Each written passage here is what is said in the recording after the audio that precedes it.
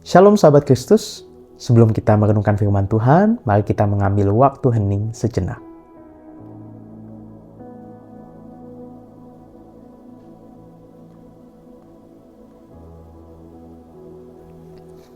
Saudara, bahan permenungan kita hari ini terambil dari Injil Matius, pasalnya yang ke-7 ayat 12. Begini bunyi firman Tuhan. Segala sesuatu yang kamu kehendaki supaya orang perbuat kepadamu, perbuatlah demikian juga kepada mereka. Itulah inti Taurat dan nabi-nabi. Saudara, dalam kehidupan bersama dengan sesama, pernahkah saudara merasa kesal karena diabaikan?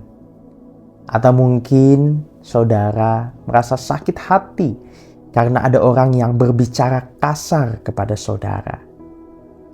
Pasti rasanya tidak enak ya saudara.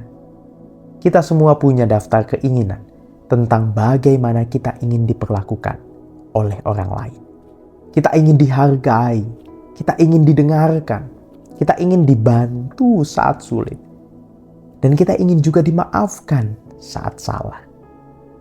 Namun pada realitasnya, seringkali kita sibuk menuntut orang lain untuk memenuhi daftar-daftar itu. Tapi kita lupa bertanya pada diri sendiri, sudahkah saya memperlakukan orang lain seperti itu? Nah saudara, firman Tuhan hari ini memberikan satu rumus sederhana, namun sangat dalam yang merangkum seluruh kehendak Tuhan bagi hubungan antar manusia. Saudara, Yesus berkata bahwa kunci kehidupan itu sederhana. Segala sesuatu yang kamu kehendaki supaya orang perbuat kepadamu, perbuatlah demikian juga kepada mereka. Artinya, standar perilaku kita bukan ditentukan oleh bagaimana orang lain memperlakukan kita, melainkan oleh bagaimana kita ingin diperlakukan. Namun ada satu hal yang sangat penting. Lakukanlah itu semua dengan tulus hati dan tanpa pamrih.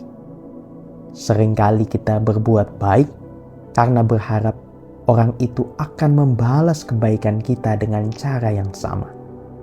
Kalau itu yang kita lakukan, maka itu bukan kasih, melainkan transaksi.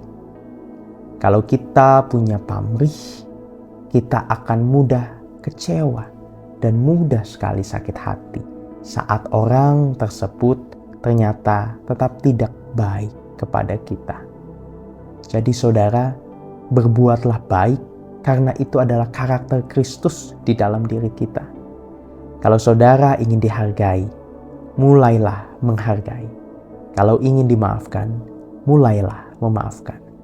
Lakukan itu semua sebagai persembahan syukur kepada Tuhan, bukan untuk mengejar balasan manusia.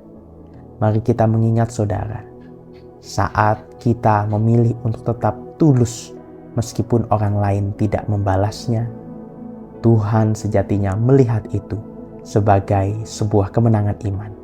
Ia sangat menghargai setiap langkah kita untuk menghidupkan kasih Kristus tanpa menghitung-hitung untung atau ruginya. Maka itu ada juga hal yang dapat kita lakukan hari ini saudara.